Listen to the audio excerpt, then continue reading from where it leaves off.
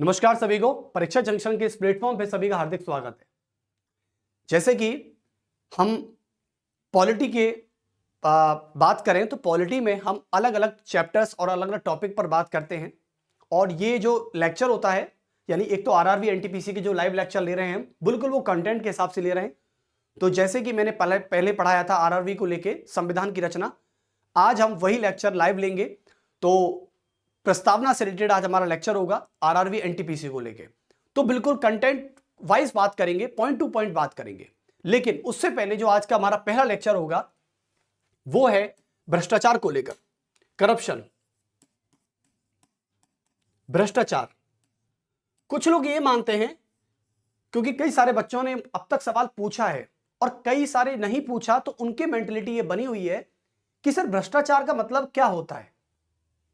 यदि आज मैं अपने निजी स्वार्थ के लिए किसी से पैसे ले रहा हूं तो क्या वो भ्रष्टाचार है? बिल्कुल है। लेकिन सर भ्रष्टाचार क्या पैसे से संबंधित होता है क्या? यदि मैंने किसी का काम करवाया है, यदि कोई मेरी सिफारिश पर आया है, तो मैं उससे घूस लेकर अपनी जेब में वो पैसा रखकर और चल देता हूं वहां से, तो ये भ्रष्टाचार है? ये भ्रष्टाचार नहीं है। आपको जानकर हैरानी होगी इस बात पर कि भ्रष्टाचार की सही डेफिनेशन कई सारे फिलोसफर हुए, जो वेस्टर्न थिंकर्स हैं, हमारे इंडियन थिंकर्स हैं, उन्होंने भ्रष्टाचार की डेफिनेशन को अलग अलग क्राइटेरिया से डिफाइन किया है। तो आज हम उसी की चर्चा करने वाले हैं कि भ्रष्टाचार है क्या। यदि मैं किसी का सपोर्ट कर रहा हूं, मैं किसी की सिफारिश का लगवा रहा हूं, मैं किसी की सिफारिश करवा रहा हूं, तो क्या यह भ्रष्टाचार है? पहली बात। दूसरी बात, क्या मैं किसी का काम करने के लिए किसी गरीब का या अमीर का पैसा खा रहा हूं, तो क्या यह भ्रष्टाचार है? और तीसरी बात, यदि मैं किसी अनावश्यक रूप से किसी का समर्थन कर रहा हूं जबकि मुझे पता है कि वह व्यक्ति बुरा है, तो क्या यह भ्रष्टाचार है? तो भ्रष्टाचार के कितने प्रकार होते हैं और भ्रष्टाचार की डेफिनेशन क्या होती है, हां आज हम इसको देखने वाले हैं। और हमारा इंडिया आज भ्रष्टाचार की रैंकिंग में कौन से स्थान पर एग्जिस्ट करता है, आज हम ये भी देखने वाले हैं। तो सबसे पहले भ्रष्टाचार की सही डेफिनेशन और भ्रष्टाचार की सही अंडरस्टैंडिंग आज हम इस लेक्चर्स के माध्यम से जानेंगे। तो चलिए, तो डालेंगे पहले करप्शन। करप्शन को सुन के मुंह में पानी जरूर आता है, और आप तो क्या सरकारी नौकरी की तैयारी करने वाले छात्र हैं, तो आपका तो इस जो कहते हैं ना, ये हमारे समाज की सबसे बड़ी बुराई है जिससे आप भी नहीं बच सकते। अरे मैं तो एक बात तो, मैं गांव के किसी सरपंच के पास जाता हूं, सरपंच भी काम करवाने के लिए 100-200 रुपए की डिमांड कर देता है, जिसे कहते हैं बोलचाली भाषा में मिठाई का डिब्बा, कि मिठाई का डिब्बा लाए या नहीं लाए। और जिसमें ऐसी बात नहीं है कि उसमें पैसा ही भर के दिया जाता है, उसमें कई प्रकार के, जैसे कि हम शराब के माध्यम से भी किसको भ्रष्टाचार के माध्यम से लिप्त कर सकते हैं या पैसे के माध्यम से कर सकते हैं। ये मिठाई का डिब्बा, जो ये बोलचाली भाषा है, इसको ही कहते हैं करप्शन, मिठाई का डिब्बा। क्योंकि कई सारे आपने आईएएस ऑफिसरों को, कई सारे आपने आईपीएस ऑफिसरों को जो इतने भ्रष्ट होते हैं, इतने करप्ट होते हैं, और हैं ऐसे, ऐसी बात नहीं है, मैं ये इस बात में कतई सच्चाई बिल्कुल है कि मैं ये कह दूं कि सारे आईएएस ईमानदार होते हैं, ये बिल्कुल गलत है। मैं उन सभी आईएएस जो करप्टेड होते हैं, मैं उनकी बात भी कर रहा हूं, क्योंकि कुछ ईमानदार होते हैं तो कुछ करप्टेड होते हैं, और वो आते ही करप्शन के लिए हैं। वो आते ही आईएएस के पद की विलासिता को पूर्ण करने के लिए आते हैं। विलासिता को कहते हैं लग्जरी लाइफ। तो ऐसे भ्रष्टाचार की डेफिनेशन को कैसे डिफाइन किया जाएगा सर, कि भ्रष्टाचार होता क्या है? यदि मैं किसी के पास जा रहा हूं, कोई मेरे काम को करवाने के लिए मुझसे पैसे भी नहीं ले रहा, लेकिन कोई ऐसी चीज कह रहा है मुझसे, कि वो भ्रष्टाचार में आएगी या नहीं आएगी। तो चलिए, तो सबसे पहले हम भ्रष्टाचार को एक शब्द में डिफाइन करें तो मैं इसे कहता हूं घूस संबंधी एक कार्य। घूस संबंधी एक कार्य, ये एक घूस लेना हो सकता है। जैसे कि मान लो, देखो मैंने भी भ्रष्टाचार को झेला है, ऐसी बात नहीं है।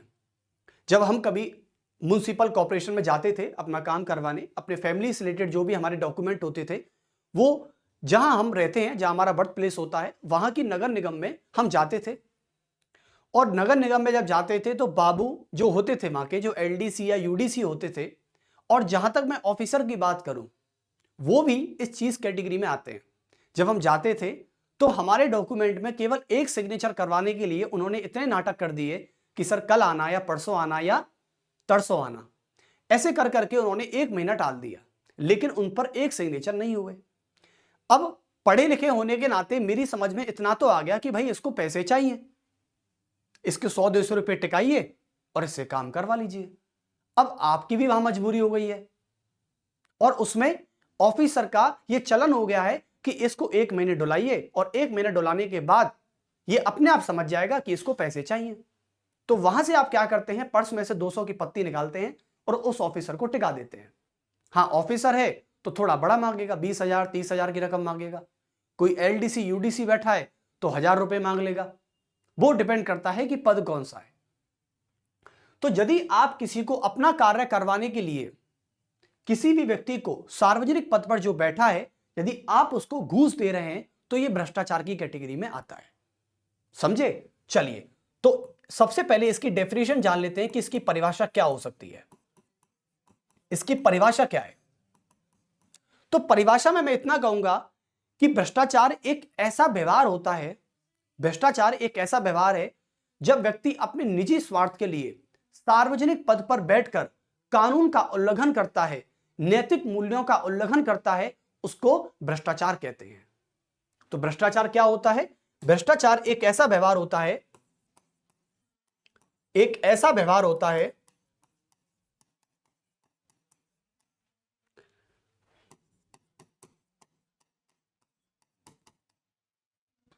भ्रष्टाचार एक ऐसा व्यवहार होता है जिसमें व्यक्ति अपने निजी स्वार्थ के लिए अपने निजी स्वार्थ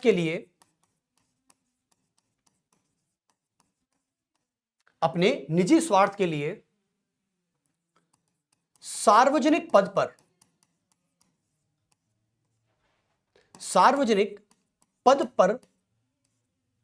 या सार्वजनिक पद का दुरुपयोग करता है। ऐसे लिख सकते हैं कि सार्वजनिक पद के माध्यम से कानून का उल्लंघन करे। क्या करे? कानून का उल्लंघन करता है।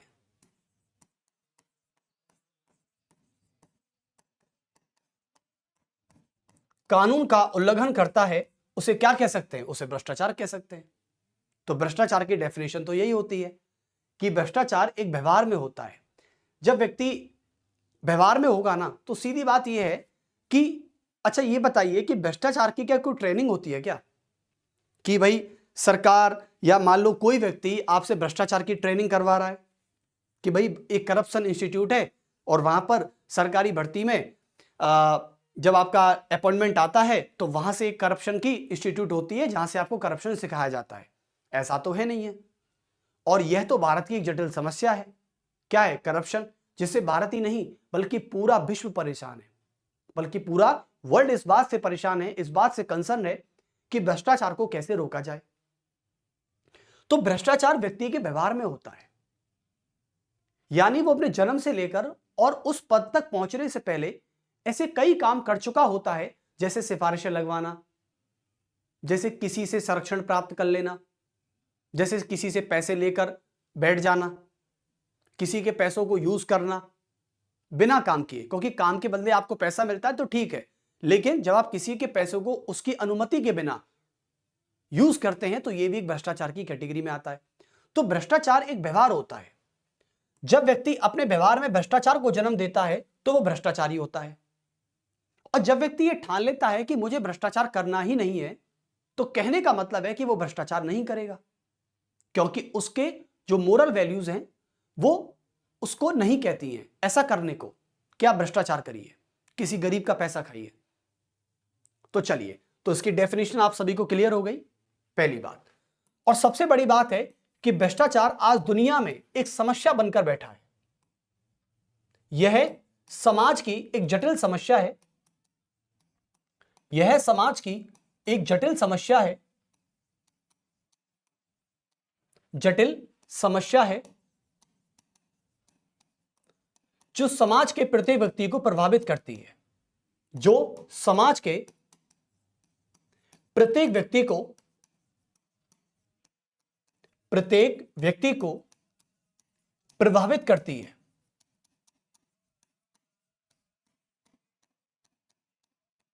और भारत भी इसका अपवाद नहीं है। भारत में भी भ्रष्टाचार बड़े स्तर पर होता है, बड़े स्तर पर होता है। बस भ्रष्टाचार एक ऐसी कला होती है जो कभी दिखाई नहीं देती, यानी आप इसको देख नहीं सकते। इसको तो केवल वही व्यक्ति देख सकता है जो इससे पीड़ित है। जैसे आपने कभी पैसा भरा होगा कि भाई ये काम मेरा हो जाए या मेरी सरकारी पद पर नौकरी लग जाए, तो आपने मंत्रियों को पैसा देते हुए देखा होगा या लेते हुए देखा होगा। तो इसको तो केवल वही व्यक्ति देख सकता है जो इससे पीड़ित है या जो इसका सामना कर रहा है। अब जब कोई आदमी किसी मंत्री को पैसे दे रहा है या पैसे मंत्री ले रहा है, तो उस वक्त वह डंके की चोट पर माइक में ये पुकार पुकार कर तो नहीं कहेगा कि देखो मैं पैसे दे रहा हूं। ये काम चार दीवारी के अंदर अपने आप हो जाते हैं, पता भी नहीं चलता किसने पैसे खाए और किसने पैसे लिए। तो इससे समाज का हर व्यक्ति आज बुरी तरह प्रभावित हो चुका है। और आप सभी को पता है कि आज हमारे देश में कुछ व्यक्ति अनपढ़ हैं, जो पढ़े लिखे नहीं है या किसी भी कारणवश वो नहीं पढ़ पाए, ये भी है। दूसरा कारण यह है कि आज हर व्यक्ति किसी न किसी तरीके से अपनी आजीविका को चला रहा है। मान लो उसके पास इतने पैसे नहीं है कि वो अपना कार्य करवाने के लिए उतनी रकम अदा कर सके, और केवल एक काम के लिए, तो ऐसा तो पॉसिबल भी नहीं है। तो इसलिए कहते हैं कि समाज में हर तरीके का व्यक्ति रहता है। यदि समाज में 50 आज घर हैं, तो उनमें से मैं 2 या 3 घर मान सकता हूं जो सर्वगुण संपन्न होंगे, पैसे से, स्टेटस से, अपने फैमिली बैकग्राउंड से। लेकिन उस बाकी के जो घर हैं 45 और 46 जो घर होते हैं, जो फैमिली होती हैं, वो इतना एफोर्ड नहीं कर पाती। कोई निजी नौकरी कर रहा है, तो कोई मान लीजिए कोई अपना काम मजदूरी करके चला रहा है। तो कहने का मतलब यह है कि भारत में एक जटिल समस्या जो हमेशा से रही है, और ये आज से नहीं है। ये मत कहना कि सर इस सरकार में भ्रष्टाचार ज्यादा है या पिछली सरकार में ज्यादा था। अरे भ्रष्टाचार तो चाणक्य के समय से भारत में है। कब से है? चाणक्य के समय से। चाणक्य ने एक बार यह बात कही थी, जब वो अर्थशास्त्र को लिख रहे थे, मुझे कोट याद आ गया उनका। चाणक्य यह कहते हैं कि जब मैं अर्थशास्त्र की रचना कर रहा था, तो अर्थशास्त्र की रचना के बाद मैंने पाया कि कुछ चंद्रगुप्त के, यानी चंद्रगुप्त के शासन में कुछ सरकारी सेवकों ने राजकोष से पैसा खाया था। बताइए, यानी चंद्रगुप्त के समय, चाणक्य के समय भी राजकोष से पैसा लिया जाता था, पैसा चोरी किया जाता था। इस बात को चाणक्य ने खुद कहा है अपने अर्थशास्त्र में। तो यह मत कहिएगा कि भ्रष्टाचार अभी से स्टार्ट हुआ है सर, या भ्रष्टाचार पहले 70 सालों में ज्यादा था। नहीं, भ्रष्टाचार की कहानी भारत में एक पुरानी और एक अनोखी कहानी है, जो हमेशा से चली आ रही है। बस इसको बढ़ावा किसने दिया, ये भी हम आज बात करेंगे। तो चलिए सबसे पहले हम जान लेते हैं कि भ्रष्टाचार कितने प्रकार का होता है, क्योंकि यह आपको क्लियर होना बहुत जरूरी है। जब तक आप यह नहीं पता लगा पाएंगे कि भ्रष्टाचार कितने प्रकार का होता है, क्योंकि आप तो एक ही भाषा जानते हैं कि भ्रष्टाचार सर किसी को पैसा देना ही भ्रष्टाचार होता है। अरे भैया, इसमें तो पैसे की बात भी नहीं होती, पैसे की बात तो बाद में की जाती है। इससे पहले भ्रष्टाचार कैसे होता है मैं आपको बताता हूं। देखिए, पहले प्रकार का भ्रष्टाचार होता है जैसे कि घूस संबंधी कार्य, यानी आप किसी को पैसा देकर अपना काम करवा रहे हैं, तो इसे कहते हैं घूस संबंधी कार्य। तो आप इसे लिख सकते हैं, किसी को घूस देना, किसी को घूस देना। ये क्या है? ये पहले प्रकार का भ्रष्टाचार है। दूसरे प्रकार का भ्रष्टाचार क्या होता है? दूसरे प्रकार का भ्रष्टाचार होता है गबन करना। गबन का मतलब होता है कि आप किसी की अनुमति से, आप किसी की अनुमति से यदि किसी का पैसा यूज कर रहे हैं, उससे आपने परमिशन नहीं ली है, लेकिन आप उसके पैसे का प्रयोग अपने निजी स्वार्थ के लिए कर रहे हैं, तो इसे कहते हैं गबन करना। क्या कहते हैं? गबन करना। तो चलिए इसे कहते हैं गबन करना। और इसमें आप ब्रैकेट में लिख सकते हैं कि किसी दूसरे के पैसे को, किसी दूसरे के पैसे को, अब यह मत कहना कि सर जैसे आप भी अपने परिवार में होते हैं, जब आपको आपके फादर या आपकी मदर पॉकेट मनी भेजती है, जो बच्चे रेंट पे रहते हैं उनके लिए भी कोई खर्चा आता है नहीं आता? तो खर्चा हर महीने आता है। अब ऐसा तो नहीं है ना कि भाई आपने अपने पापा के अकाउंट से उनके बिना पूछे कोई रकम निकाली हो, ऐसा तो नहीं है। पहले आप इन्फॉर्म करते हैं, उनको बताते हैं, ताकि वो भी इस बात से निश्चिंत रहे कि हाँ ये पैसा यहां पर यूज किया जा रहा है, चाहे वो रकम कितनी भी हो। तो इसका मतलब यह है कि जब हम किसी के पैसे को यूज कर रहे हैं तो उससे पहले अनुमति लेना अनिवार्य होता है। अनुमति नहीं मिले वो अलग बात है, लेकिन अनुमति मिल जाती है तो यह भ्रष्टाचार की कैटेगरी में नहीं आता। जैसे आप अपने फादर के अकाउंट को यूज करते हैं, कई सारे बच्चे हैं यूज करते हैं, लेकिन अनुमति से करते हैं कि पिताजी आज हम 10,000 रुपए निकाल रहे हैं, आज हम 20,000 रुपए निकाल रहे हैं, क्योंकि हमें एडमिशन के थ्रू चाहिए या किसी भी कारणवश आपको कोचिंग से रिलेटेड पैसा चाहिए, तो आप पहले पूछते हैं। तो इसका मतलब है कि किसी के पैसे को या किसी के धन को उसकी बिना अनुमति के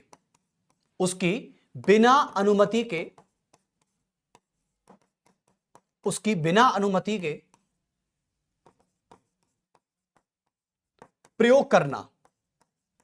और कैसे प्रयोग करना? निजी स्वार्थ के लिए। अरे भाई एक तरफ से चोरी तो हुई है, आप चोरी तो कर रहे हैं ना। यदि किसी के अकाउंट में पैसा पड़ा हुआ है और आप उसको, और वह आप पर इतना विश्वास करता है हद से ज्यादा, और आप उस विश्वास के साथ इस तरीके से खेल रहे हैं, उसके साथ इतना बड़ा फ्रॉड कर रहे हैं कि आप उसके पैसे को अपने निजी स्वार्थ के लिए, अपने निजी फायदे के लिए प्रयोग में कर रहे हैं, तो केवल और केवल निजी स्वार्थ के लिए, तो यह होता है गबन करना। जैसे आपने कभी भी सुना होगा कि पैसे गबन कर लिए। जैसे कि मान लीजिए कोई जिले का कलेक्टर है, आईएएस ऑफिसर है, अपने जिले में बैठा है, सरकार ने फंड दिया 8,000 करोड़ का कि भैया ये इस जिले में फ्लाईओवर बनेगा, 8,000 करोड़ आए, 8,000 करोड़ में से 4 करोड़ गायब हो गए। क्या हो गए? गायब हो गए, पता ही नहीं चला। यानी उस सार्वजनिक पद पर बैठा हुआ व्यक्ति सरकार के फंड को अपने निजी स्वार्थ के लिए प्रयोग कर रहा है, और उसने अपने घर पर मतलब किसी भी तरीके से खर्चा करवा दिया, एक्सपेंस करवा दिया, अपनी फैमिली के लिए उसने कपड़े दिलवा दिए, बड़ी बड़ी लग्जरी गाड़ी ले ली उसने सरकार के पैसे से। तो इसे कहते हैं गबन करना। देखो तीसरे प्रकार का भ्रष्टाचार होता है संरक्षण करना। क्या होता है? संरक्षण करना। अब संरक्षण करने की बारी आती है। संरक्षण करने का मतलब होता है कि जब आप किसी व्यक्ति को अनावश्यक रूप से या किसी गलत चीज का समर्थन करते हैं तो उसको कहते हैं संरक्षण करना। यदि आप किसी अनावश्यक वस्तु का या अनावश्यक माध्यम का क्या करते हैं? उसको संरक्षण देते हैं। अनावश्यक माध्यम का संरक्षण करना या उसको प्रोटेक्ट करना। जैसे आपको पता है कि भाई इस व्यक्ति ने गलत किया है।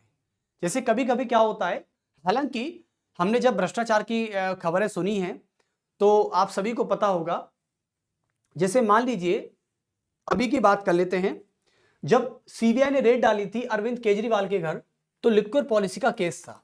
यहां से आप समझिए, सीबीआई ने रेड डाली थी केजरीवाल, ठीक है, लिक्विड पॉलिसी का केस था। मुझे नहीं पता कि वो सच था या झूठ था, यहां से पता लगाते हैं कि वो सच है झूठ है।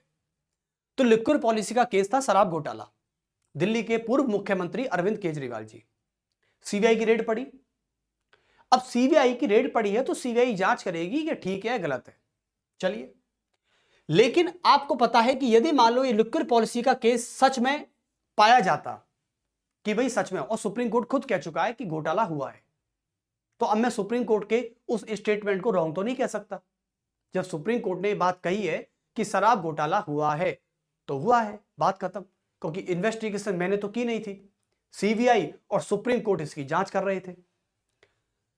तो कहने का मतलब है कि यदि मान लो घोटाला हुआ है और यह बात दूसरे व्यक्ति को भी पता है, लेकिन दूसरा व्यक्ति इस बात को जानते हुए भी केजरीवाल के सपोर्ट कर रहा है, और ऐसा हर पॉलिटिकल पार्टी में होता है। बात आम आदमी पार्टी की नहीं है, बात हर पॉलिटिकल पार्टी की होती है, चाहे वो बीजेपी हो चाहे वो कांग्रेस हो। मैं हर पॉलिटिकल पार्टी की बात कर रहा हूं। यदि कोई भी पॉलिटिकल पार्टी में एक व्यक्ति गलत है और बाकी के सारे अन्य व्यक्ति उसको ये जानते हैं कि वो गलत है, लेकिन फिर भी उसको क्या कर रहे हैं, प्रोटेक्ट कर रहे हैं, उसको समर्थन दे रहे हैं, तो कहने का मतलब है इसे भी एक भ्रष्टाचार की कैटेगरी में रखा जाता है। भाई आज मैंने कोई गलत काम किया, मान लो मुझसे अनजाने में गलत काम हो गया या जाने में हो गया, लेकिन मेरा मित्र यह जानते हुए भी पता है कि इस व्यक्ति ने गलत काम किया है, लेकिन मैं फिर भी अपने दोस्त का सपोर्ट करूंगा, तो यह बात याद रखना, यह भी भ्रष्टाचार की कैटेगरी में आता है, जहां पर कोई भी पैसा नहीं है, केवल और केवल यदि आप दुश्मनों का या ये जानते हुए कि यह व्यक्ति गलत है लेकिन आप उसका समर्थन कर रहे हैं, तो यह भी एक भ्रष्टाचार की कैटेगरी में आता है। तो चलिए, संरक्षण देना भी हो गया। और चौथे प्रकार का भ्रष्टाचार आता है प्रोत्साहित करना, जिसे कहते हैं प्रोत्साहित करना, मतलब किसी को प्रमोट करना कहते हैं, प्रमोट करना। आप सभी को पता है कि आज हमारे भारत में कुछ ऐसे लोग हैं जो पैसे देकर, अपनी सिफारिशें लगवाकर, और जिनमें कोई भी योग्यता नहीं है लेकिन फिर भी वो प्रमोशन पा लेते हैं। अब उन्होंने कैसे पाया, किसी की चापलूसी करके पाया, ये मुझे नहीं पता, किसी के पैर झुककर पाया, ये भी मुझे नहीं पता, है ना, या फिर किसी के हाथ जोड़कर उसके सामने प्रार्थना की, ये भी नहीं पता। यानी किसी ना किसी तरीके से उस व्यक्ति ने अपने फेवर में ये डिमांड रखी कि सर मेरा प्रमोशन कर दीजिए, जबकि मुझ में ऐसी कोई योग्यता नहीं है, मैं जानता हूं, लेकिन फिर भी मैंने आपका नमक खाया है, मैं नमक हलाल नहीं हूं। तो ऐसे बोलने वाले जो व्यक्ति होते हैं ना, इनसे थोड़ा सावधान रहिएगा, वो कुल मिला के अपना फेवर मांग रहे हैं। तो ऐसे व्यक्ति, जिसे कहते हैं प्रोत्साहित करना, यानी अनावश्यक रूप से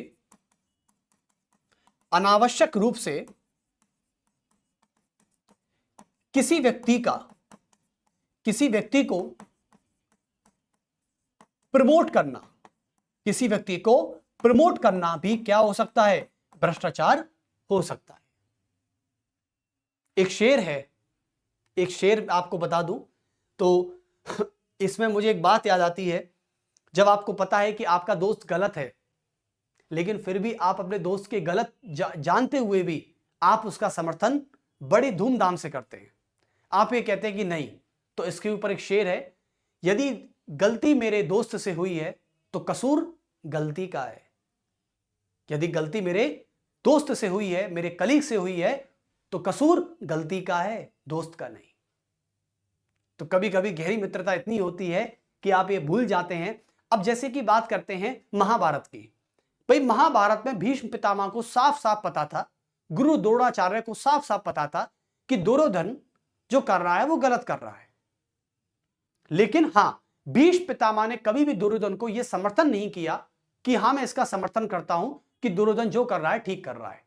तो महाभारत में जो भीष्म पितामह, जो द्रोणाचार्य कर रहे थे, वो भ्रष्टाचार तो नहीं हो सकता, क्योंकि वो बार बार इस काम को करने के लिए रोकते थे दुर्योधन को कि दुर्योधन, कि मूर्ख दुर्योधन, ऐसा मत करो, ये पाप है। कम से कम वो उसका समर्थन तो नहीं कर रहे थे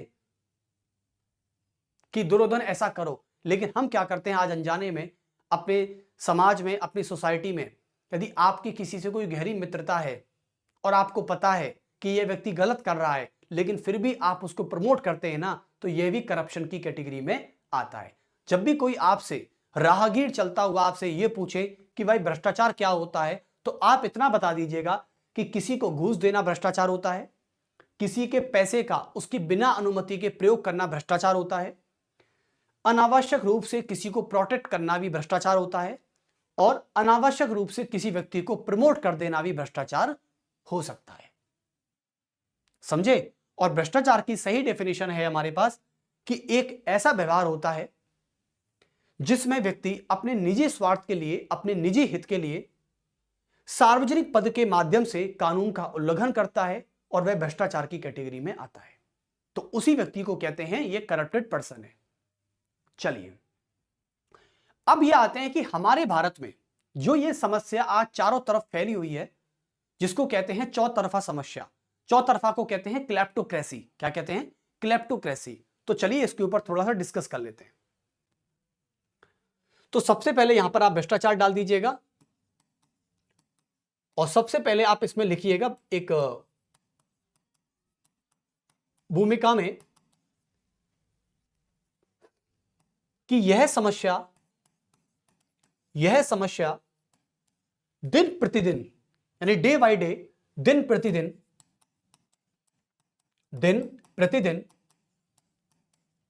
समाज को खोखला कर रही है, समाज को खोखला कर रही है, समाज को खोखला कर रही है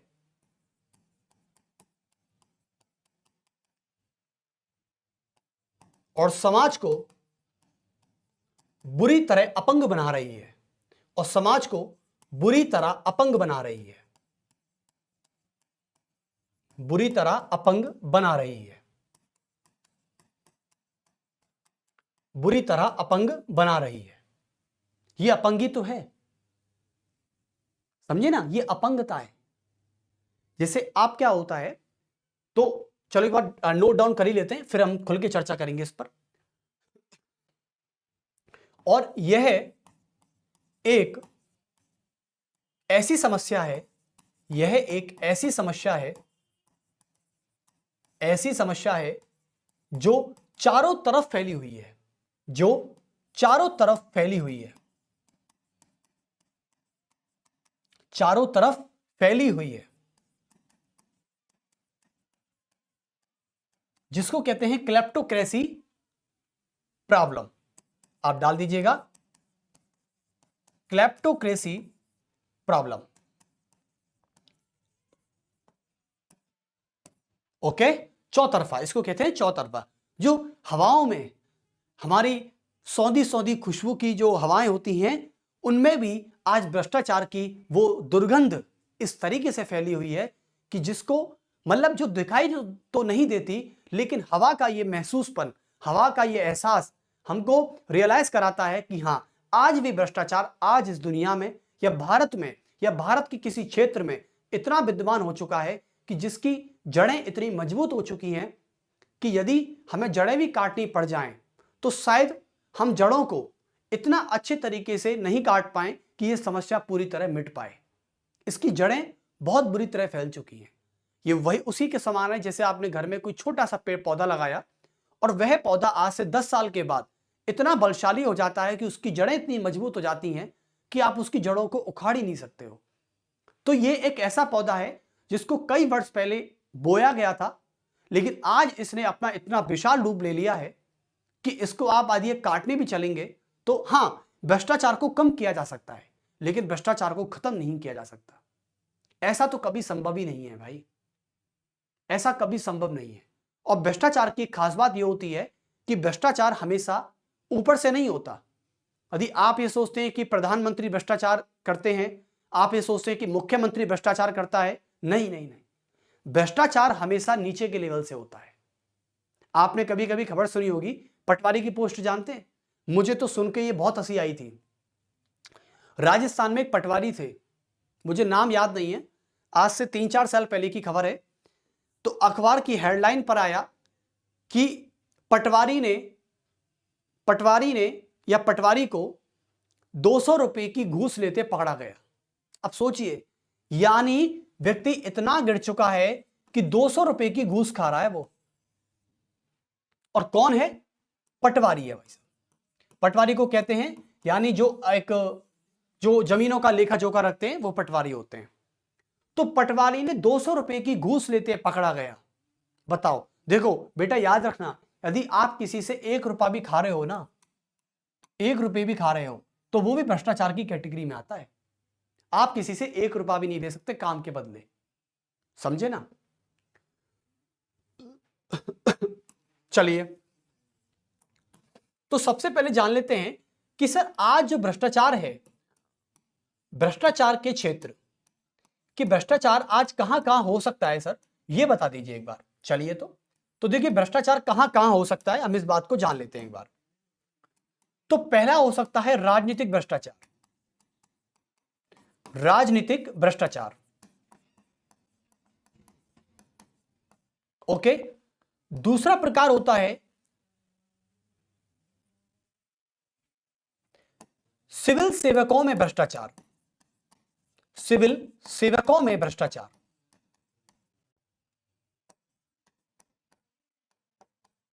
सिविल सेवकों में भ्रष्टाचार एक ये हो सकता है कि भाई राजनीतिक भ्रष्टाचार है और सिविल सेवकों में भ्रष्टाचार है। इसे कहते हैं corruption among the public servants. क्या बोलते हैं? इसे बोलते हैं पॉलिटिकल करप्शन, पॉलिटिकल करप्शन, और इसे कहा जाता है करप्शन एमॉन्ग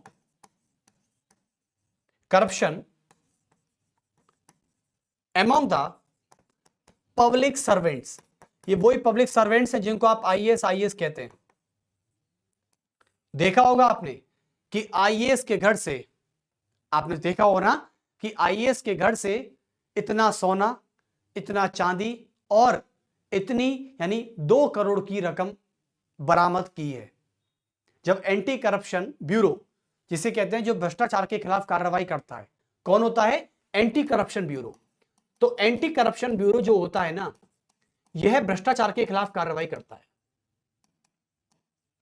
ये आप यदि एंटी करप्शन में पहुंच गए और आपने ये शिकायत कर दी कि सर ये पद पे बैठने वाला व्यक्ति मुझसे आज घूस ले रहा है, तो एंटी करप्शन पूछेगा कितनी रकम ले रहा है। आप बोलेंगे सर मुझसे 20,000 रुपए लिए जा रहे हैं इस काम के लिए। तो एंटी करप्शन ब्यूरो अपनी रकम उसे देता है और कहता है कि जाइए इसे उस अधिकारी को सौंपिए, हम आपके पीछे पीछे आ रहे हैं। समझे ना? तो कुल मिला के एंटी करप्शन ब्यूरो एक ऐसा डिपार्टमेंट है जो भ्रष्टाचार के खिलाफ कार्रवाई करता है। और याद रखना, यदि कोई व्यक्ति एक बार भ्रष्टाचार में फंस गया ना एंटी करप्शन ब्यूरो के केस में, तो मैं बता रहा हूं कि उसकी जो जिंदगी है वो जहन्नुम हो जाएगी, लेकिन उससे कोई भी केस रिहा नहीं होगा। या तो उसका डिमोशन हो जाएगा या उसका करियर ही खत्म हो जाएगा। तो चलिए पहले जान लेते हैं पॉलिटिकल करप्शन क्या होता है। अच्छा, पॉलिटिकल करप्शन के बारे में आप कितना जानते हैं? मुझे तो नहीं पता, लेकिन सबसे पहले मैं ये देख लेता हूं कि पॉलिटिकल करप्शन कैसे कैसे होता है। चलिए तो एक शुरुआत कर लेते हैं पॉलिटिकल करप्शन की। जिसे आज आपको पता है कि यदि किसी भी 25 साल के युवा को राजनीति ज्वाइन करनी है, भाई आज मान लीजिए कुछ 27 साल का व्यक्ति है कि मुझे पॉलिटिक्स करनी है, मुझे बहुत अच्छा लगता है पॉलिटिक्स करना, मुझे जनता की सेवा करना बहुत अच्छा लगता है, मुझे जनता के लिए काम करना है, मैं कैसे करूं पॉलिटिक्स। यदि मान लो वह अपने क्षेत्र से, जहां उसका जन्म हुआ है, वो व्यक्ति अपने क्षेत्र से विधानसभा का चुनाव लड़ना चाहता है, तो विधानसभा का चुनाव लड़ने के लिए वह किसी पॉलिटिकल पार्टी को ज्वाइन करेगा। भाई या तो इंडिपेंडेंट लड़ेगा या फिर ज्वाइन करेगा, 2 ही ऑप्शन है। अब यदि मान लो उसे कोई पॉलिटिकल पार्टी ज्वाइन करनी है, तो याद रखें कि पॉलिटिकल पार्टी में यदि कोई नवनिर्वाचित विधानसभा सदस्य बनता है या वह मंत्री पद का उम्मीदवार है, तो उसे सबसे पहले पार्टी में चंदा इकट्ठा करना पड़ेगा। और इतना चंदा देना पड़ेगा पॉलिटिकल पार्टी को, इतना चंदा देना पड़ेगा मंत्री पद के लिए। यदि आज मैं मिनिस्टर बनना चाहता हूं, पॉलिटिक्स करना चाहता हूं, तो सबसे पहले मुझे पॉलिटिकल पार्टी में इतना पैसा देना पड़ेगा, तब जाके मुझे वहां से चुनावी टिकट मिलेगी। यह पॉलिटिकल करप्शन है, और जो कि हर पॉलिटिकल पार्टी में होता है। मैं किसी की पर्टिकुलर पार्टी की बात नहीं कर रहा, यह हर पॉलिटिकल पार्टी का फंडा है कि यदि कोई व्यक्ति विधानसभा का टिकट लेना चाहता है, लोकसभा का टिकट लेना चाहता है, तो इस लोकसभा की टिकट का जितना पैसा बनता है उससे कई गुना पैसा आप चुनावी फंड में जमा करा दीजिए, आपको उस क्षेत्र का विधानसभा का टिकट मिल जाएगा। यह पॉलिटिकल पार्टी का कहना है, समझे ना? तो इसे कहते हैं पॉलिटिकल करप्शन। दूसरा पॉलिटिकल करप्शन क्या होता है? दूसरा पॉलिटिकल करप्शन यह होता है कि जब पॉलिटिकल पार्टी, कोई भी पॉलिटिकल पार्टी है, चाहे क्षेत्रीय पार्टी है, चाहे वो राष्ट्रीय स्तर की पार्टी है, जब कोई भी पॉलिटिकल पार्टी किसी व्यक्ति को उसके चारित्रिक यानी उसके कैरेक्टर के बेस पर और उसकी कैपेबिलिटी के बेस पर टिकट ना देकर बल्कि उसे जातिगत आधार पर टिकट दे देती है, वो ये कहती है कि भैया इस जिले में तो दलित ज्यादा रहते हैं, इस जिले में ब्राह्मण के लोग ज्यादा रहते हैं, या इस जिले में छोटे समुदाय के लोग ज्यादा रहते हैं, इसलिए इस व्यक्ति को टिकट दे दो। तो आजकल पॉलिटिकल पार्टियां व्यक्ति की योग्यता के बजाय, व्यक्ति के चरित्र के बजाय बल्कि उसे जाति के आधार पर टिकट का डिस्ट्रीब्यूशन कर रही हैं। यह भी एक पॉलिटिकल करप्शन है, समझे ना। और जो तुष्टीकरण की राजनीति कर रहे हैं वो भी एक पॉलिटिकल करप्शन की कैटेगरी में आता है। ये 3 प्रकार के पॉलिटिकल करप्शन होते हैं भाई। तुष्टीकरण की राजनीति का मतलब क्या होता है? जो समाज को बांट रहा है, जो जातियों को बांट रहा है, जो धर्मों को बांट रहा है, वो क्या कर रहा है? वो पॉलिटिकल करप्शन कर रहा है। बस तो आप ये जानिएगा, यदि कोई आज 26-27 साल का व्यक्ति राजनीति में आना चाहता है, जनता के लिए कुछ काम करना चाहता है और जनता के बीच फैल रही सामाजिक कुरीतियों को मिटाना चाहता है, और यदि उसे राजनीति ज्वाइन करनी है तो सबसे पहले चुनावी फंड का एक इंतजाम कर लो। और चुनावी जो चंदा होता है ना, वो बेटा कोई 100-200 रुपए की बात तो होती नहीं है, या 1,00,000-2,00,000 की बात तो होती नहीं है। वो बातें होती हैं करोड़ों में। कितनी? करोड़ों में बात होती है, जो हर किसी के बस की बात नहीं होती। तो ये है पॉलिटिकल करप्शन। दूसरा आता है सिविल सेवकों में भ्रष्टाचार। आज हमारे देश के कई सारे आईएएस, आईएफएस और आईपीएस ऑफिसर ऐसे हैं जो केवल और केवल उनका मकसद यह है कि जितना हो सके अपने पद से पैसा कमा लो। पता नहीं रिटायरमेंट के बाद कमा पाए या नहीं कमा पाए। और कुछ व्यक्ति तो आईएएस बनने के बाद ही, मान लो जिसे कहते हैं ना प्रमोटेड ईयर जो कहते हैं, प्रोविजन जो पीरियड होता है आईएएस का, उसमें ही भ्रष्टाचार करने लग जाते हैं। मैंने कई सारे आईएएसओ को देखा है जिनकी ज्वाइनिंग हुई, जिनको कैडर मिला, जिनको जिला मिला और पहली पोस्टिंग हुई एसडीएम की। एसडीएम के 2-2.5 महीने के बाद वो किसी भ्रष्टाचार के केस में आ गए। ये सुना है मैंने, और वास्तव में ये हकीकत था कि वही व्यक्ति भ्रष्टाचार कर रहा था। बताओ, ये 2-3 महीनों की कहानी है। ये करेंगे 60 साल की नौकरी। सवाल इन पर पैदा होता है। तो इसलिए मैं सभी की बात नहीं कर रहा, लेकिन आज हमारे देश में 60 में से 30% आईएएस ऑफिसर ऐसे हैं जो केवल और केवल भ्रष्टाचार कर रहे हैं, गरीबों के जेबों से बिना मतलब बेवजह पैसा निकलवा रहे हैं, केवल अपने निजी स्वार्थ के लिए, जबकि उनके पास सरकार के द्वारा दी गई सहूलियत और दी गई सुविधाएं कम नहीं है। उनके बंगले का 1 महीने का खर्चा 30 लाख का आता है, जो सरकार पे करती है। उनके पेट्रोल का पैसा सरकार देती है, उनके रसोई खाने का पैसा सरकार देती है, उनके घर पे क्या डिश बनेगी ये भी सरकार पैसा देती है, वाईफाई का चार्ज, इंटरनेट का चार्ज, फोन सुविधा, फॉरेन ट्रेवल साल में 2 बार मिलती है आईएएस को अपने फैमिली के साथ। ये सारी सुविधा सरकार दे रही है, लेकिन फिर भी सोचिए, और करीबन 70,000 की सैलरी अलग से दे रही है। जहां तक माली भी, आईएएस के बंगले में काम करने वाला माली भी सरकारी कर्मचारी होता है, उसको भी आईएएस अपनी जेब से पैसा नहीं दे रहा, लेकिन फिर भी आईएएसओ के घर में जब एंटी करप्शन रेड डालता है तो इनके घर में साहब 10-10 करोड़ के पैसे निकलते हैं। यह हालत है। तो इसलिए, और जिसे सरदार पटेल भाई बोलते हैं कि स्टील फ्रेम ऑफ इंडिया, बिल्कुल हकीकत है कि आईएएस हमारे देश का स्टील फ्रेम होता है, लेकिन आज भी 30% आईएएस ऐसे हैं जो भ्रष्टाचार के केस में संलिप्त हैं। मैंने अभी एक आईएएस की खबर सुनी थी, उस पर बीएमडब्ल्यू गाड़ी आ गई। देखो, कुछ गरिमाएं होती हैं, कुछ पद की प्रतिष्ठा होती है। एक आईएएस बीएमडब्ल्यू गाड़ी अफोर्ड कर सकता है, मैं मानता हूं, लेकिन सरकारी पैसे से आप बीएमडब्ल्यू खरीद रहे हैं तो यह गलत है। मर्सिडीज खरीद रहे हैं, बीएमडब्ल्यू खरीद रहे हैं, बड़ी बड़ी गाड़ी खरीद रहे हैं, समझे ना, यह गलत है। सरकारी पैसे से मत खरीदिए, यह भ्रष्टाचार की कैटेगरी में आता है। चलिए, तो यह भी एक जो कि पब्लिक सर्वेंट्स में लगातार छाया हुआ है। तो यह था। और आपको पता है, भारत में सबसे ज्यादा भ्रष्टाचार जिस डिपार्टमेंट में होता है, जिसका आंकड़ा लगभग 65% है, भारत में एक ऐसा डिपार्टमेंट बताइए सबसे ज्यादा भ्रष्टाचार होता है, वो है पुलिस डिपार्टमेंट। क्या है? पुलिस डिपार्टमेंट भारत का एकमात्र ऐसा डिपार्टमेंट है जो 65% करप्शन करता है। पुलिस डिपार्टमेंट में पूरे ऑल ओवर इंडिया की बात कर रहा हूं, यह पुलिस डिपार्टमेंट है साहब जो अकेला 65% भ्रष्टाचार करता है। बताइए, चाहे कहीं की पुलिस हो, मैं पर्टिकुलर स्टेट की बात नहीं कर रहा, कहीं की भी पुलिस है, वो 65% इंडिया की रैंकिंग में अपने भ्रष्टाचार को क्या करती है, पार्टिसिपेट करती है। देख लीजिए, ये हालत है पुलिस डिपार्टमेंट की आज। तो ये कोई झूठी बात नहीं है, ये सब सच्चाई है। और इस सच्चाई से यदि आप आंख बंद करके मुंह फेरना चाहते हैं तो फेर लीजिए, इससे कोई फर्क नहीं पड़ेगा।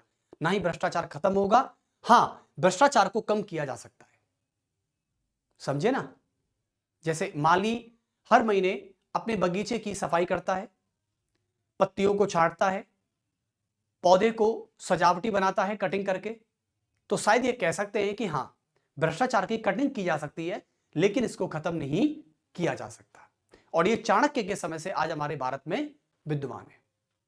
चाणक्य ने भी इस बात का उल्लेख किया है कि हां मेरे भी कर्मचारी, चंद्रगुप्त के सरकारी कर्मचारी, जिस समय चंद्रगुप्त राजा था उस समय भी राजकोष से कुछ पैसों की चोरी की गई थी, गबन किया गया था, समझिए ना।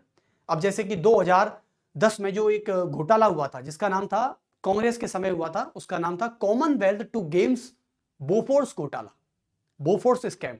ये क्या था? तो ऐसी कुछ कहानियां मिलती हैं देखने को। तो चलिए अब नेक्स्ट लेक्चर में हम ये कराएंगे, जैसे कि पॉलिटिकल करप्शन आपने देखा कैसे होता है, सिविल सेवकों में भ्रष्टाचार कैसे होता है ये देखा, और बाकी के क्षेत्रों में भ्रष्टाचार कैसे हो रहा है, भ्रष्टाचार कैसे हो रहा है। और अंतिम लेक्चर में मैं अपना यही बात कहूंगा आपसे कि इस लेक्चर की अंतिम कड़ी में इतनी बात कहूंगा कि भ्रष्टाचार को करने में यदि आप सरकार को जिम्मेदार मानते हैं तो आप कहीं ना कहीं गलत हैं। भ्रष्टाचार के जिम्मेदार हम भी हैं। जैसे कोई ऑफिसर मिठाई का डिब्बा मांगता है, आप उसे मिठाई का डिब्बा पकड़ा देते हैं, यह गलती आपकी है और इसमें कसूर आपका भी नहीं है। गलती आपकी जरूर है, लेकिन 100% कसूर आपका भी नहीं है, क्योंकि आप उस काम को करवाना चाहते हैं जो आपके लिए जरूरी है, तो आप उसके लिए कोई पैसा खर्च भी कर देते हैं, तो इसमें आपकी 100% गलती नहीं है, लेकिन गलती आपकी भी है, क्योंकि आप ही ने भ्रष्टाचार को प्रमोट किया है। और भ्रष्टाचार हमेशा निचले स्तर से प्रारंभ होता है और टॉप तक जाता है। कभी आपने किसी भी जिले के कलेक्टर को करप्शन के केस में फंसता हुआ देखा है? बहुत कम देखा होगा, ज्यादातर नहीं देखा। क्यों? क्योंकि आईएएस क्या करता है, अपने जो निचले कर्मचारी होते हैं ना, उन्हीं के बीच में सांठगांठ करवा के उनको फंसवा देता है। कलेक्टर तो बहुत कम करप्शन के केस में फंसे पाते हैं। जब कोई प्रधानमंत्री घोटाला करता है ना, तो प्रधानमंत्री गिरफ्तार नहीं होता, बल्कि उसके जो निचले स्तर के कर्मचारी होते हैं ना, वो गिरफ्त में आ जाते हैं। तो याद रखना, बड़े से बड़ा व्यक्ति भ्रष्टाचार के केस में कभी भी डायरेक्ट इन्वॉल्व नहीं होगा, इस बात को भी जान लीजिएगा। चलिए, तो फिर इससे नेक्स्ट पार्ट में हम आपको यह पढ़ाएंगे कि भ्रष्टाचार के क्राइटेरिया कहां कहां तक फैले हुए हैं भारत में, और कहां कहां कितना भ्रष्टाचार हो रहा है आज। यह चैप्टर आपके कॉमन सेंस के लिए है, ताकि आपको पता चले जिस पद की आप तैयारी कर रहे हैं उस पद पर बैठने वाला व्यक्ति भी भ्रष्टाचार कर सकता है, कैसे कर सकता है, कहां कर सकता है, यह आपको जानना बहुत जरूरी है। तो चलिए फिर मिलते हैं आपसे नेक्स्ट लेक्चर में इसी के पार्ट 2 के साथ। Thank you. और हाँ, प्लीज कमेंट बॉक्स में कमेंट करना मत भूलिएगा, वो जरूर करिएगा, ताकि ये पता चले कि हाँ ये जो चैप्टर है ये कॉमन सेंस का एक सोसाइटी का लेवल का चैप्टर है, जो शायद आपके बहुत काम आएगा। जैसे आप भी कहीं जाते हैं अपने माता पिता के साथ, अपनी मदर का कोई भी डॉक्यूमेंटेड काम करवाने, तो कोई भी ऑफिसर झट से बोल देता है कि मिठाई का डिब्बा लाओगे नहीं लाओगे, और उसमें जरूरी नहीं कि पैसा हो, उसमें कुछ भी हो सकता है। चलिए, तो फिर मिलते हैं आपसे नेक्स्ट पार्ट में। अभी के लिए इतना ही कराएंगे। Thank you and thank you very much.